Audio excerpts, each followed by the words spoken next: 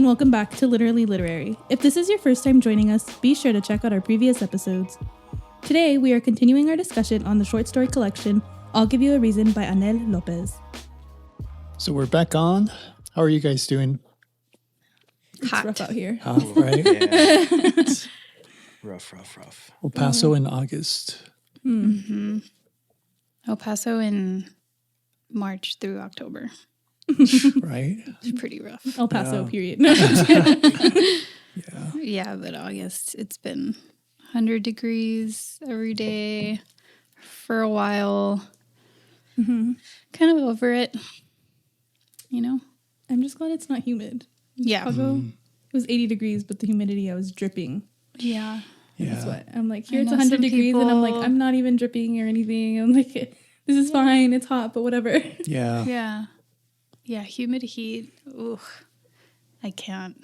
Yeah. Some people prefer it, but I mean, it's good for the sinuses, but that's about it. I feel like I'm the same. Just my allergies have no remedy. But yeah, dry heat. I'm a fan. Yeah, I'm Yeah. a fan too. So, speaking of hot, Nice. Definition. we are discussing the second half of the collection today. Yes. And there's a lot of similar themes, but there are a lot of new kind of stories in this second half. I'm excited to talk about with you all. Yeah. Me too. There's 10 stories here to go over in the second half, so the bulk of the collection. Mm-hmm. Yeah.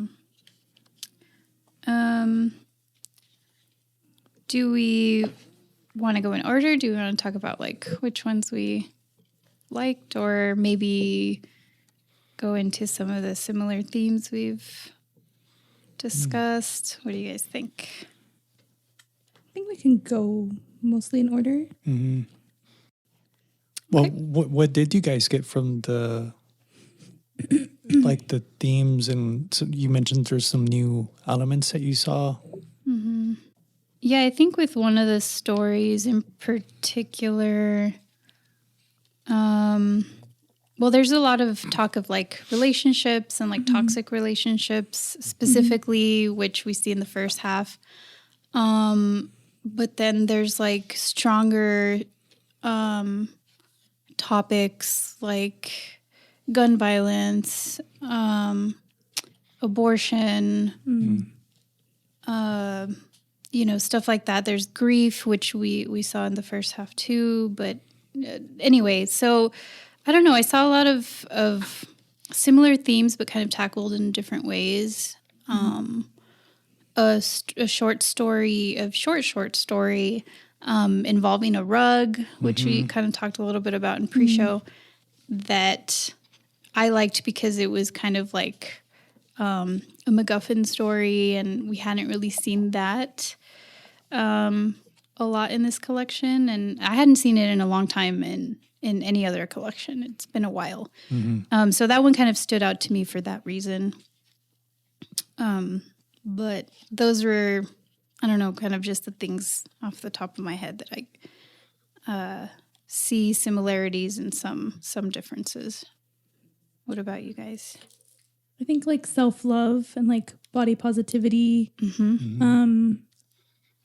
I guess self-image, how you see yourself was also a big one in this half. And I think also in terms of the thematic content, I would say the second half is a lot more graphic. And so I had said, in the first half you could teach this in high school, but for the second half, I think definitely would not work. Yeah. Yeah. Yeah, there's a lot of sexual elements. There's something I noticed too, which I guess we did see in the first half, but there's more of the complicated mother-daughter relationships, and how that molds daughters and how they feel about themselves, which what you're talking about, Vanessa. becomes a lot harder to have that self-love when we have those difficult relationships with our mothers. So yeah, kind of a lot. I did feel like it might have, like the second half was heavier in a way. Yeah, I agree. Yeah. So Which story should we start with? should we start with the other Carmen? Yeah. Yeah, I think this one was one of the ones that it focused a lot on, like body positivity, body image, self-image. The main character here, Carmen, is trying to figure out how to love herself, despite like what I guess like the perception her family has on her. She compares herself a lot to, I think, her cousin, right? Nicole. Her cousin, Nicole, yeah. She compares herself a lot to her, and they're very different. And I think throughout this story, she's kind of trying to separate herself from comparing herself to Nicole, but it like still comes back every so often. Yeah, that's. I was focusing more on the insecurity in this story, just like the insecurities that she felt because she felt like she was constantly. It's like this forced friendship, like you're cousins, so you're expected to like each other or whatever. And I guess she knew that they weren't really friends or getting along, but she was still, I don't know, in that role. Yeah, they kind of acknowledged that them being roommates was like their the last ditch attempt to try and force that kind of closeness that they probably should have but don't. Yeah. And yeah, just like, I don't know, it seemed like Carmen, as much as she tried to be her own person, it was still like thinking about Nicole and talking about Nicole. And even with this guy, Evan, who she had some history with, you know, it was still, how would Nicole react to that, you know? Yeah, it was an interesting story. I thought the doppelganger element was interesting. The other Carmen. Yeah. And it reminded me of, if you guys have seen Mulholland Drive by David Lynch. And, you know, there's other stories that are like that. I want to say like, what's it called? The Hitchcock one. Forget. The one where like it's kind of like a murder mystery kind of thing. I mean, they're all like that. Hitchcock? No. Yeah. Yeah, so that was interesting. Because I mean, we haven't said it, but you know, the other Carmen is a porn star, and so it's kind of also about what you were saying about like the positivity, but also about like self empowerment and you know, a lot of these stories do have that, like going back to the press, right? The feminist take on like on relationships, on sex and sex work. I like that she sees the other Carmen as a role model and is like, what would the other Carmen do in this situation? You know, this other Carmen that happens to look a lot like our Carmen. Who's more comfortable in her skin and confident. And Yeah. that's kind of also, it becomes like a grounding mechanism for her when she needs to like kind of stop everything, all the noise around her. Vertigo was the name of it. Oh, yeah. Yeah. Vertigo. That's a good one. Yeah, I didn't think of Mulholland Drive, but that's a good comparison. Did you guys have a strong line in particular from this one? I like the Invisible Man illusion at the beginning, right? Yeah. In this case, she's just kind of also just using it as her body image, right? Like as she says, if being dark and fat can sometimes make me invisible. That and just she talks about her Dr. Shrupka, right? Who I assume is her therapist, right? And I like the way she talks about sadness, right, or depression, right? My struggle is that at times he'll ask what makes me sad. I tell him I don't know. It's like death by 1,000 paper cuts. Home, school, family, friends, Nicole, Nicole and Evan, the world, everything. It's kind of like a pretty great description of how just like a lot of different things that can have you feeling a certain way, weighing you down. You kind of have the reference to like Lizzo being on TV, and I think that's kind of tying into like the pop culture conversation because she's someone who kind of had to step away from the limelight because of being bullied, right? Yeah. So I thought that was an interesting tie-in kind of with Carmen's story. Yeah, especially because she's so body positive and like, you know. And she gets shit on so badly online. Kind of Yeah. terrible. See so many memes, and that is something she had done, right? Like she kind of stepped away from being like online a lot. Yeah.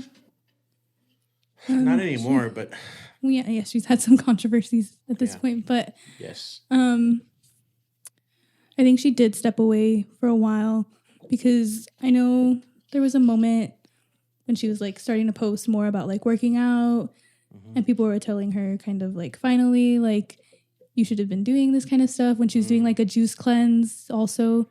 And she was like, well, this doesn't have anything to do with like my weight or anything. This is just something that I want to do. So yeah, I think that's something that happened too. Yeah, right. Yeah, and I forgot her tour peeps, right? Yeah. The ending kind of reminded me of Darth Vader in the sense that you have like the character kind of walking in some direction, right? I know where they're going. Yeah, we see that several Quite a times. bit too, yeah. It's a pretty interesting way to end a short story, right? Like you have a character, there's like not really resolution, but they're heading in a direction that they've kind of come to. Yeah. And because before pre-show we were talking about endings, right? And the way she approaches them in a lot of these stories. So that's one way. Yeah. Right? Character heading definitively in one direction. Yeah. Yeah, I think it's a positive ending is how I interpret it. Yeah, because even though like that last scene is almost like traumatic for her and that she's, you know, struggling to even walk back after Evan and Carmen almost have sex in the woods. She's like having a panic attack or hyperventilating or something, right? Like she's struggling, but that's, you know, how it ends. And I did see it hopeful too, kind of like she's maybe realizing her worth, separate from people like Evan and Nicole. Shall we move on to love language? Yeah. This one was interesting. I think because I mean, there's rituals in this one, but it's also like the idea of wondering if the relationship you're in is the relationship you want to be in, and like that inner conflict that I think we see a lot more in the second half. Yeah, we definitely saw that in the first half with the couple. I can't remember their names, but the teachers Oh, mhm. that had that relationship that was kind of like holding on by a thread, and they both knew it, you know, but they were still in it. This one kind of feels like that too, where it is like you say, Vanessa, like they're kind of questioning, like, is this worth it? You know, and those words or that question kind of comes up a few other times. And she thinks about it in the case of her mom and her dad. Her mom fighting for her father, even though her father left them for another woman. And those rituals, which I thought was the most interesting part of the story, I really liked. On the bottom of 132, my mother mentioned rituals. Did I try wearing a red thong for 24 hours, then boiling said thong along with a pair of my beloved's underwear? Did I place a figurine of San Antonio upside down because otherwise it won't work on top of a bed of flowers? And did I say a prayer asking for my beloved's eternal devotion? From her tone, I gathered she thought I hadn't done enough. So I thought that was really interesting, just again, like those ideas and rituals that people have, whether culturally or in this case, gender too is a big part. Like the women are expected to do these things to fight for their men. And to make sure that we're looking presentable and we continue to take care of ourselves. You know, there's another part in the story where even though her mother doesn't tell her, she has that voice in the back of her mind, you know, on 136. She says, my good leg is unshaven and I'm not wearing a bra. My boobs sag a bit and my eyebrows need brushing. My mother would say, I've given up. You know, so even like it's just constantly there, right? She's seeing herself in what she's quote unquote lacking, these performative things that she thinks she should be doing because her mother has told her and has brought her up that way. Like, you have to look good for your husband. You have to fight for him. You have to, if that doesn't work, like do these rituals, you know? But I think it is important to note what you were talking about, Vanessa. It's like how just the questioning of that, like, why should I have to do that? And is this something I really want to fight for? Is this a relationship that's worth it, that's going to make us both happy, you know? Yeah. And then I think she especially starts to question it when she has that interaction with Gabe, who, despite her legs not being shaven and everything else, just gives her this really nice attention and is just super kind and caring towards her. She kind of just like questions it versus like how Rodrigo is treating her. Yeah, she's putting effort to make this meal for him. And again, like that word effort. And she keeps saying, maybe if I make an effort, if I use fresh herbs this time, it'll be different and he'll treat me better, you know, as if that has anything to do with it. Like, as readers, we can see through this relationship and see that it's not about the ingredients, you know, in the dinner that she's making. It's just maybe a lack of love on his part, or distancing, or whatever, right? Yeah. And yeah, I like that interaction with Gabe and the way that she describes it too. I'm trying to look for the... Describes what? Like she's talking about the interaction, and I don't know, she gives like, I don't know, a feeling of light or something like that. I don't know. I'll find it. On 139? Yeah, 139. For a brief second, it feels as if we're sharing the same breath. I don't say anything when he smooths out the lapel and his hand brushes against my breast. I don't say anything until my heart beats faster and it feels as if the sun has moved closer. So just even in like those descriptions, that connection is much more than her connection with Rodrigo anymore. And there's a lot of like these little moments like that. But yeah, I just thought it felt like really different, like from and effortless, right? With Gabe.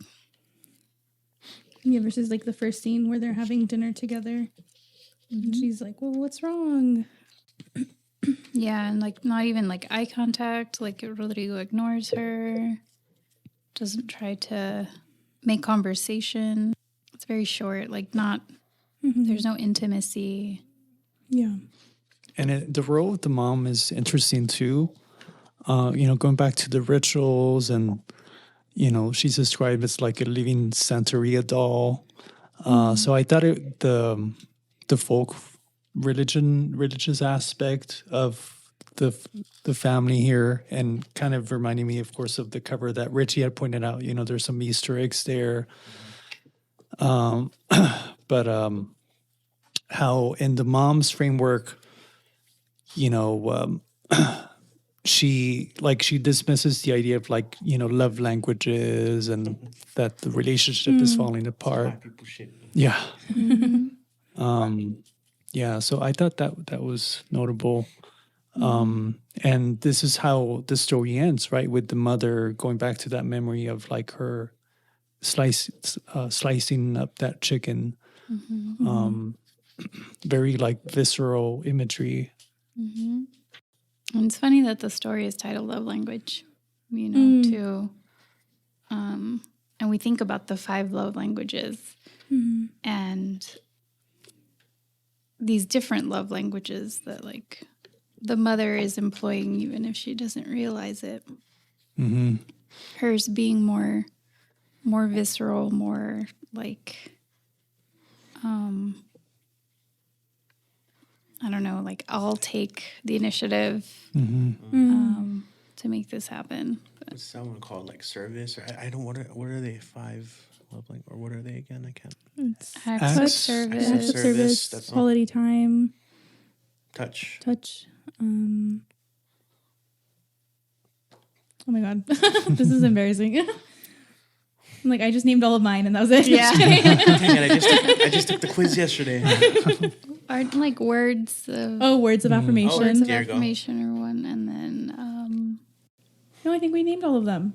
that was 4. No, that was 4. No, because we said quality time, words of affirmation, touch, Service. acts of service. Oh my God, I blocked it again. Hold on. Quality time. All right. We got I said that that. one, yeah. Yeah. Receiving gifts. Oh, That's yes. it. Okay. That's what we were Obviously, we don't care Yeah, about I was about to say, nobody. that's kind of a weird one to me. Yeah, it's a passive one. Yeah, exactly. No, well, I think it's like Just gift giving and receiving gifts. Okay. Because you only want to give them to me. Yeah. Yeah, the first one I looked up that was like the main. Let's see. Yeah, so I guess thoughtful gifts, right?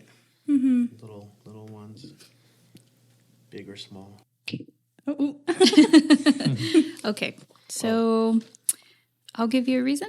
yeah. Should we do that one next? Okay, so this is a title story. And it's about a young girl, Maria. And the narrator, do we know her name? I don't think we do.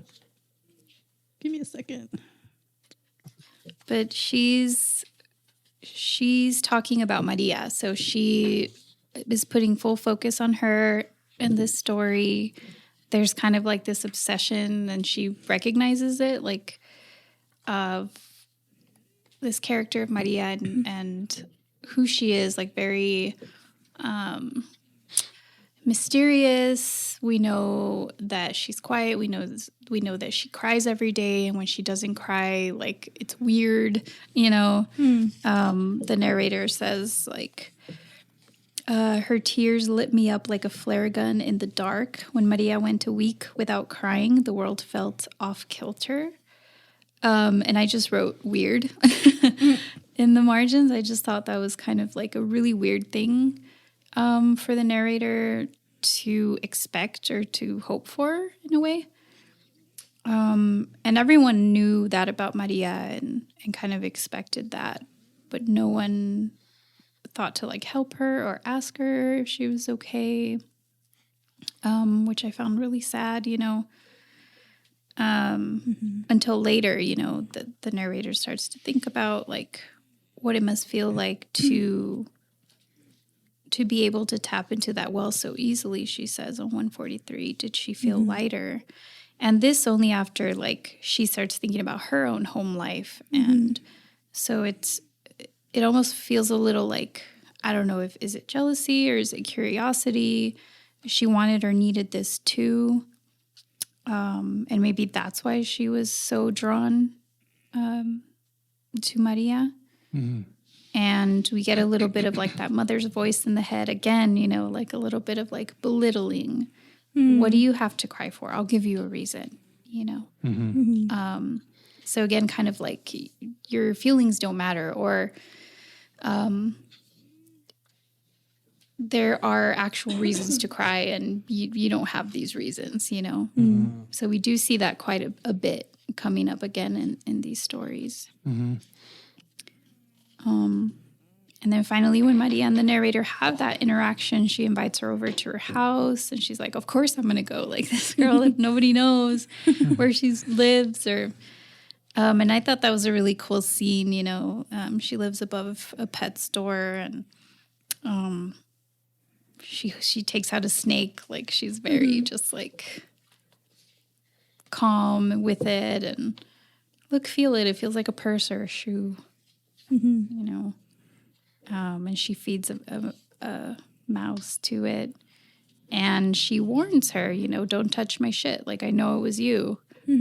So I think it's kind of one of those stories where you start to question like assumptions that you make, or in this case, the narrator, right?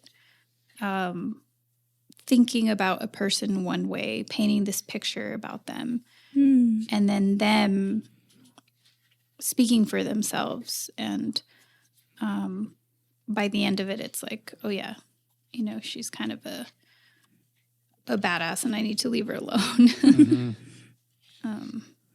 What did you all think about Maria or this story?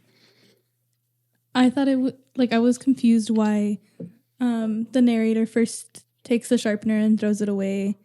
But then you get to the point where she hears her mom saying, like, I'll give you a reason to cry. So it was kind of like her way of giving Maria a reason to cry.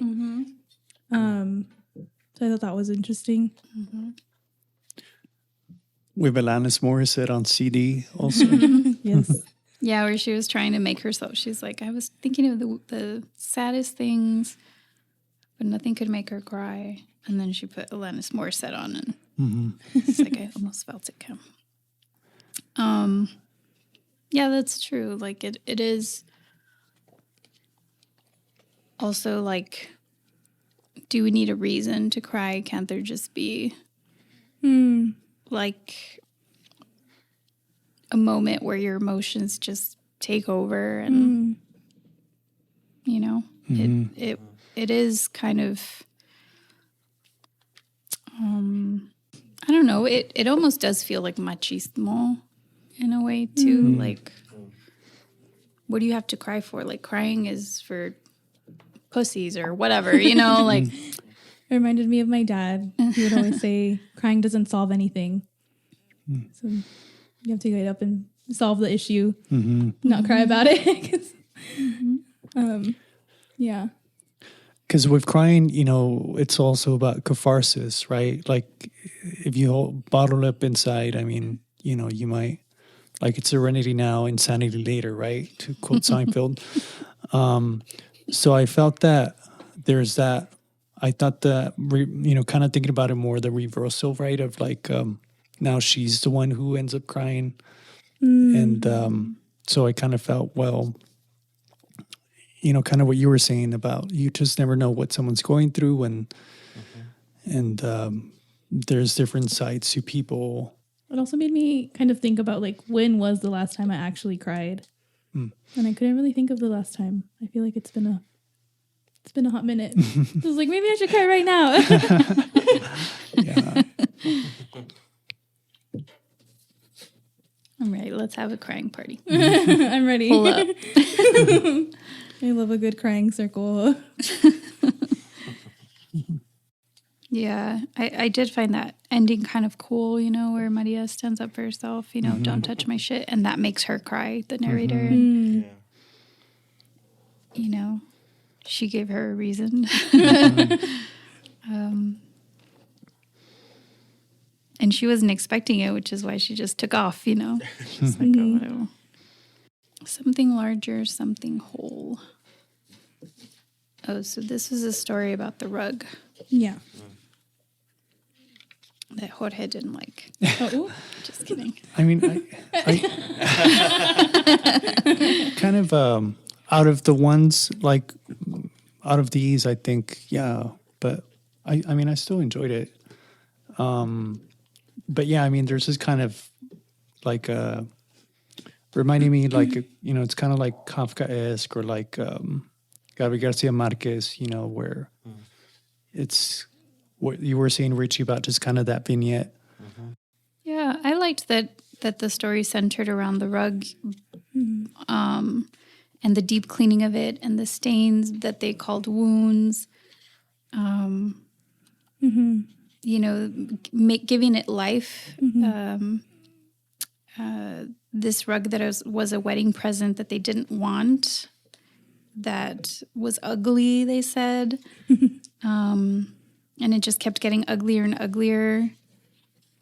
And so, of course, it's a metaphor, right? Of course, this rug is a MacGuffin. Of course, the relationship is really what's wounded and nasty and discolored and all of those things, right? But I really appreciated that there was all this attention to this item, and the effort of concealing and repairing, and washing away and all of that stuff, It's a great metaphor. And there's that absurdist humor about it, right? Like on 149, today with the impending questions and looming disappointment of their parents, they decided to address the problem. They rented a steam cleaner. So yeah, I mean, just kind of, how a lot of relationships do have those issues where they're not looking at the root of the problem. Just trying to kind of, what's that metaphor? Like trying to sweep it under the rug? Yeah. There you go. Yeah. Perfect. Yeah, in the end, they both question how they ended up there waiting, avoiding each other's gazes and dodging the thought that maybe it was time to let go of the rug. Yeah. So where the other stories kind of end abruptly, I feel like this one it kind of has a nice ending to it. Yeah. And again, this like less than perfect relationship. Speaking of less than perfect relationships, boxes is the... Oh, God. I'm not going to talk about this one. Oh, no. It's another second person story. Oh my Yeah. gosh, yeah. I think both of those just hit so heavily, right? Vanessa and I are like, Trying not to cry. No, just kidding. I know. Speaking of crying, and a reason to cry. This one was... She really gave me a reason. Yeah, this one was rough. Toxic relationship / situationship. Yeah. Not letting go Yeah. of boxes or the rug or whatever. Yeah. Baggage. This guy who is saying he's going to move all this stuff out. The relationship's over. Yeah. He has boxes by the door with some of his stuff left there. And he comes every week to supposedly take them. Yeah. And be done with it, right? Clean break. But it doesn't happen that way. It never happens that way. It never happens that way. And it's just like continuous. And she plays a big part in that because she's hoping for him to come and stay, right? Yeah. And he knows he's not going to, but he keeps her at bay. Yeah. You know? Yeah. Noah. What did you guys make, though, of the second person voice? It's a second story like this. I felt like it was me. I was like, oh, girl. Yeah. Yeah, I think I said it with the first story too. There's a frantic energy to it when you're reading it like this. You know, it's happening to you. Yeah. It reminded me of my own situations. Me too. Yeah, just like that. Not wanting it to be over. Doing everything you can, I guess. Like, quote unquote, to salvage the relationship. Like, she tries cooking for him, knowing that he's coming from work or whatever. She tries to play it off like, oh, like, I was just here in my little apartment. No big deal kind of thing. But she knows exactly where it's going. And he always just leaves. Yeah. Yeah, and there's those sexual moments, those like graphic moments where again it's just like her last push or hope for like if we're this close, if we're this intimate, maybe he'll stay, you know. Yeah. When we think about these past stories and like the effort that she's putting into this, it's like, but we see it, and again, it's like, you do this, you do that, and we're reading it and we're like, okay, I'm doing this. Like, Yeah. I know I shouldn't be. I know this is wrong. I know he doesn't care. I know he's leaving again. You know, there's that constant like reminder, but it continues to happen. Yeah, and I feel like a lot of the characters in these stories and a lot of women in general use their bodies as like, this is what I have to offer. And a lot of society puts that on women, like that's all you have and that's all you can offer. Yeah. Yeah. Yeah, and the worst part is like he really doesn't say anything, you know. He just goes with it Yeah. and allows her to do that, and something that she's going to feel shame for later or guilt or like, what else could I have done? Yeah. And in the end, she's like calling his name, please, please, please, please, please, please, please, please. And he's already gone and the boxes are still there. So that's the shitty part in the end of the story, that you realize it's going to happen again next week. And then it goes back to the reason, right, on 153. You must be the reason. He comes back time and time again. Yeah, trying to justify that. Okay, we can move on from that one. Worry bees. Yeah, this one was rough too.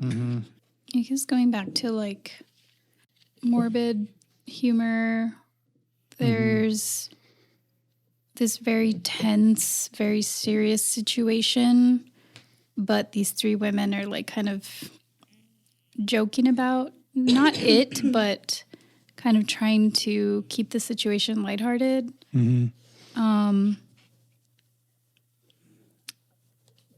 Because, you know, there's a threat of an active shooter. They get an email about a gun in the school, and there's a lockdown. And they joke like, you know, oh, well, maybe I don't have to pay my student loans anymore and that kind of stuff. And then the more time passes on and they don't get any secondary emails or updates, then it becomes more real, and just the quietness that's palpable, you know, in the classroom. And they're three young women, you know, two of them are like visiting teachers kind of, and the other one, the narrator, is more like, this is my home. Ironbound. So yeah, I thought this one was really talk about like frantic and like tense. Like I felt that way throughout the whole thing, just kind of anticipating something happening. And even before the threat, right? On 158, 159, you know, she's already like in a severe depression. She's suicidal. And it, you know, so it's an interesting portrait of like what a lot of teachers feel like, you know, why there's burnout and a lot of them do quit. And, you know, goes back to the reason again, right? I didn't need to feel guilty about my stable job, my health insurance, and my decent salary. I didn't need a reason to be sad. But the truth about depression is, of course, that like even if you have those things, right, there's still sometimes an underlying reason to feel that way. Yeah. I think that's really good commentary to think about. You know, because there's always like, well, they look so happy or they have the perfect life, and trying to give something a reason or trying to understand it instead of just accepting like, you know, they're sad or they're suicidal or they're going through it, you know. And that's all that we should be thinking about and focusing on, not the reason why, not how it happened, not anything. Yeah, so, and they all kind of have things they're going through, right? With one of the other girls is like popping pills. Also, you know, so I think Worry Bees is like the perfect title for this too, because they're all already kind of like on edge for different reasons. And just to be put in this situation, it's like, and it ends up being a prank, right? It's fireworks. But yeah, just terrifying nonetheless. Yeah. But there is a kind of reversal there, right, at the end, because she does feel relief. And yet, you know, before that, she was like devouring that cake as a kind of way to cope with her depression based on the therapist's advice. But it feels like this false alarm gives her, maybe that gives her the reason in a way, in an absurdist way, to keep going. Think of Fight Club. Tomorrow will be the best day of Raymond Castle's life. It's kind of, he has that. He scares that dude. Oh, That's yeah. for his ID, you know. Yeah. Yeah. Lets him live. Good point. Yeah, I think it's also like a lot of people that have suicidal thoughts, it's not necessarily that they want to die, because even the people who have attempted but then survive realize that like that isn't what they wanted. At work we watched it was like we went to a training, and it was like a video of people who had jumped off the Golden Gate Bridge but had survived. And it was like them talking about how in the moment that was all that they wanted, and they wanted everything to be done and they wanted everything to be over. But the minute that they jumped, it was like, wait, I don't want this. This isn't what I wanted. And thankfully they survived. But a lot of people don't. But I'm sure that they had those same thoughts as well. Like that wasn't what they wanted. So I feel like that's kind of similar to like what happens in this story. Yeah. A grieving woman, reminding me of the other Carmen. The similar theme of, you know, self-love. And we do get the connection with this one with school, just like, you know, there's a lot, like in terms of settings, right? A lot of these are set in schools and the issues that we see with schools. What did you guys make of it? it was just like that desire for like love, to feel loved. And looking for that from literally anybody that's willing to give it to them for even a few hours. But then it also like leaves you feeling so empty afterwards, like when they leave. Or I guess like also regret maybe. Because I don't know if we mentioned this. Oh, I guess Raina mentioned it. One of the themes is abortion.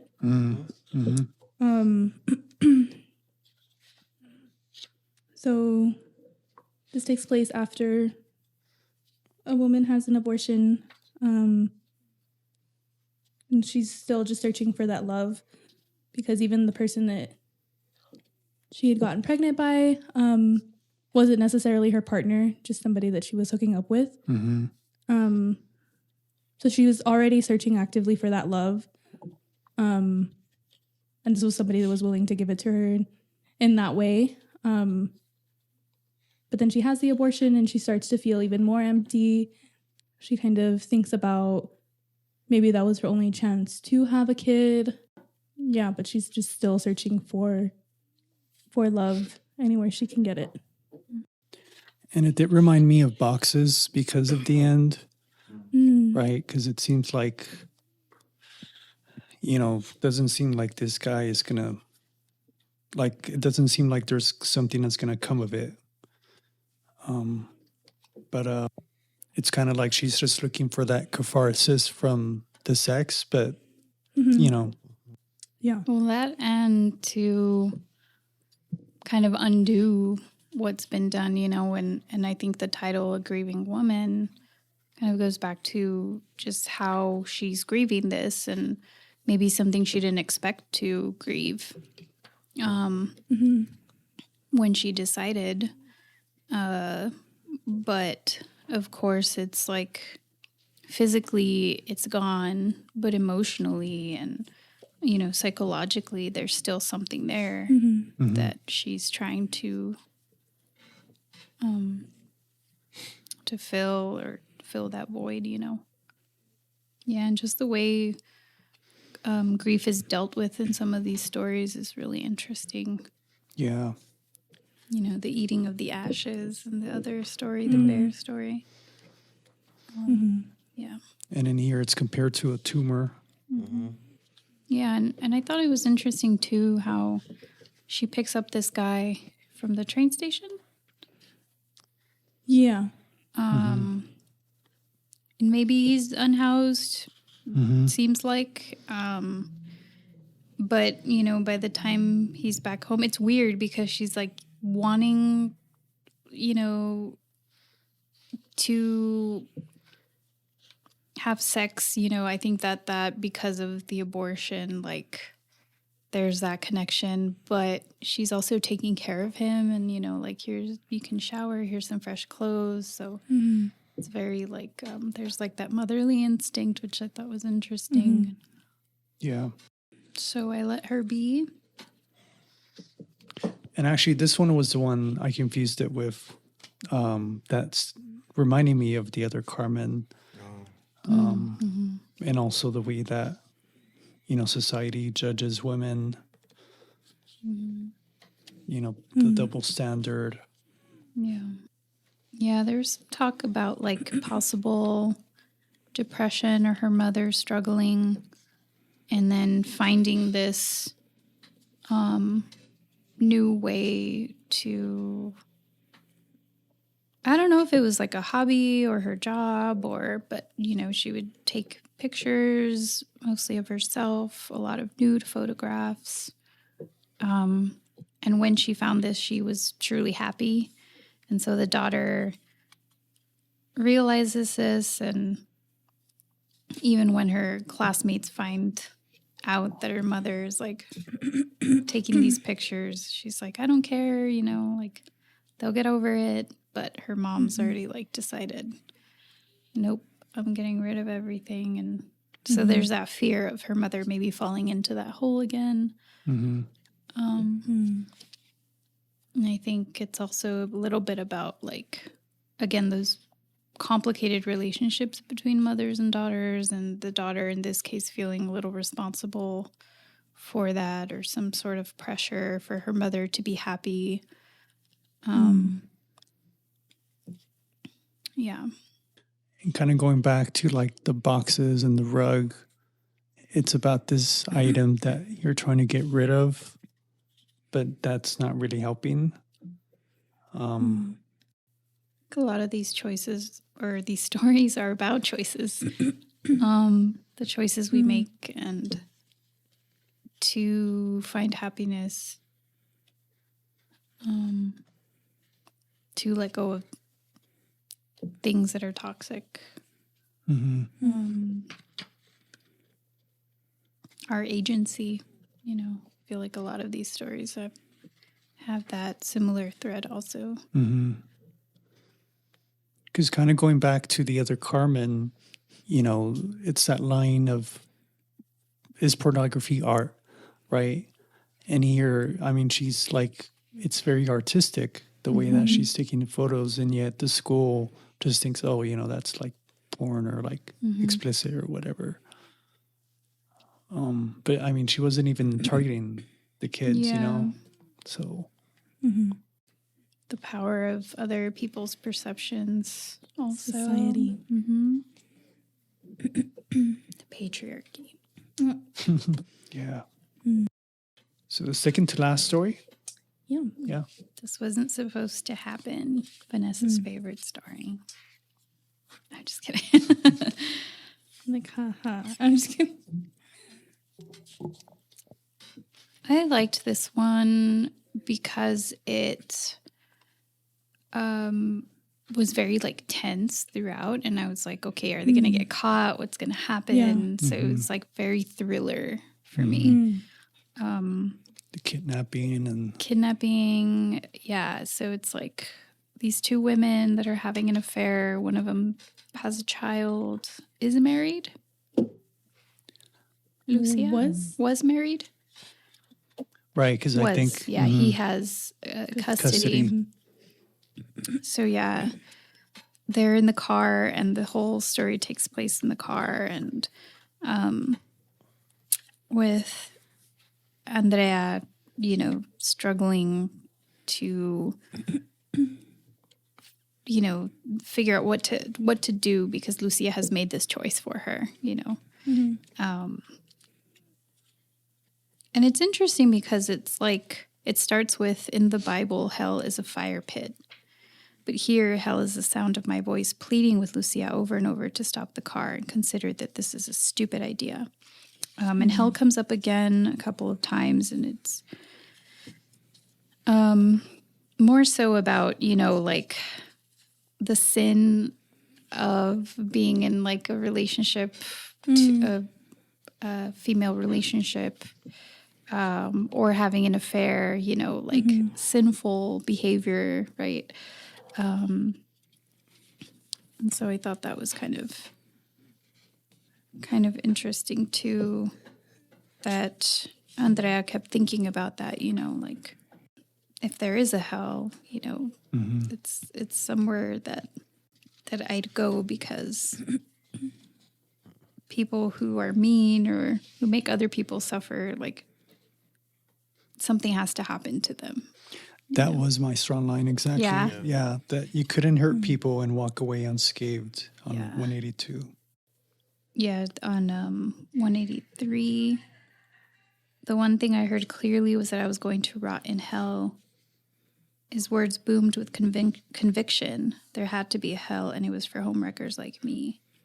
Yeah, so that idea of, I guess guilt also. And there are a lot of like religious elements, throughout the story, and I always find that really interesting how that's being used, especially in a story like this one where it's mainly about like guilt And speaking of that, like the biblical imagery or illusions, I did see that ending as kind of the reverse of Genesis with Lot's wife, because she does redeem herself. She doesn't fall into the temptation of becoming an accomplice to the woman, right? What's her name? Lucia. Lucia. And to do it also in just like this random, gas station or whatever, right? Says even more about her. So it's like a brave act that she ends up doing. And even though I know you guys were talking about how it's kind of an abrupt ending. But I mean, I like this ending. I think it's fitting, and to me, it is another decisive woman, like Darth Vader, etc. That she knows what she wants. Yeah. Yeah. Well, I guess also like looking at it now, because I did originally feel like it was a really abrupt ending, and I guess it was just the pacing of it. But like now, reading the ending again, she goes into the water, kind of like a cleansing, like starting over kind of thing. So it makes sense. Baptism. Yeah. Right. But even the way that it's worded on 186, a little above that, I get out of the car and walk across the lot. I don't look back at Lucia. I don't look back at Melissa. I think that directly references what you're saying, Jorge. And then, the cleansing, I thought that was really cool. Yeah. It's one of those good for her stories. Yeah.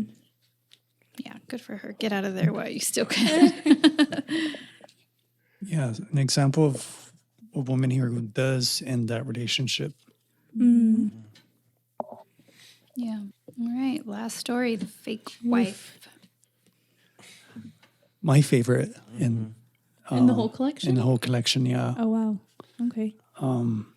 I felt it's kind of like Annell was saving the best for last to me. Yeah. It's the longest story too, right? I think so, yeah. Yeah. The endings, surprised me there at the end. I thought it was going to go one way and it goes another way. So that was refreshing. That's so too. The immigration angle, of course, was really interesting. And also an example of like a positive relationship that kind of comes out almost organically, even though at first it's like that idea of like that arranged marriage. Yeah, they both start to really care for one another, even though it starts off as like their business partners. Yeah, transactional. That keeps coming up. Kind of reminded me a little bit of like James Baldwin too, and the way that he uses emotional encounters and just kind of zooms in on them and in the ending there on 219. Instead, I waited for the click of the front door to break my heart. Instead, I felt her arms around me, spooning me. Her breath softly caressing my neck and her tears trickling down my skin. I didn't speak and neither did she. In some absurd, irrational way, we fit, like the interlocking bones of vertebrae. I cried too, then turned around, wrapped my arms around her, and stroked her back over and over until she drifted into sleep. Because, throughout the story, I was wondering, like, where was this going to go, right? Yeah, and then the whole like relationship with Alejandra, the supposed cousin. Yeah. I was like, oh no, that can't be good. Yeah. I liked that it was told from his perspective, and so we're there with him, hoping for the best. Yeah. But also like wary, of like, is she going to pay him that money first and then later?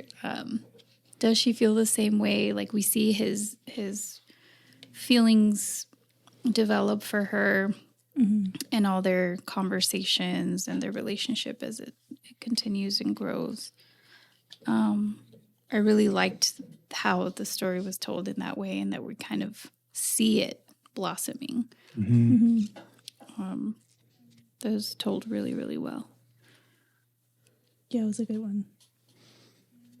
Kind of also looking at the the theme of the American dream, and what some people do, right? And she really idealized, New York and the U.S., right? And asking about what it's like over there. So you do see the reality of like what it's like for a lot of people and what the sacrifices that they make. Because she saved like 10 grand or something, right? But yeah. Yeah, so it's something that obviously was planned for a really long time, for years. And yeah, I think it's also important that she doesn't fully know what she's going into, and she's asking those questions like, what is it like? Are there poor people there? And it's also a risk for her getting with what's it? Do we get his name? We do. Yeah. I think the guys. She's Marisa, right? Yes. Well, I was going to say that for Marisa, it's a risk too, right? That just like for him, Chris. Chris. Oh, Chris. okay. Thanks. I found it. That she doesn't have full control of the relationship. If you even want to call it that, or the arrangement. Because it's a bigger risk for her, right? Because he does mention, well, I'm a U.S. citizen. Yeah. Yeah. Yeah, he mentions it like to the risk that it is to trust a man who basically is a stranger. Mm-hmm. Yeah, and when we think about especially living on the border and the risk that so many people take paying off coyotes, Yeah. thousands and thousands of dollars, it's like how just the sacrifice of making that money and then like having to pay them and then just like hoping that they'll take you the entire way. Yeah. And a lot of them don't. Yeah. Yeah. Final thoughts? And It was a heavy collection. It was heavy, but it was so good. Yeah, I really liked it. yeah. I did too. Great choice, Vanessa. Yeah. Thank you. Yeah, I'm going to think about what I want to ask Annell. And if you listeners out there have a question for Annell, we are going to be able to talk to her, right? We are. Yay. That's always our favorite part. Getting to talk to the authors. Yeah. So we'll add a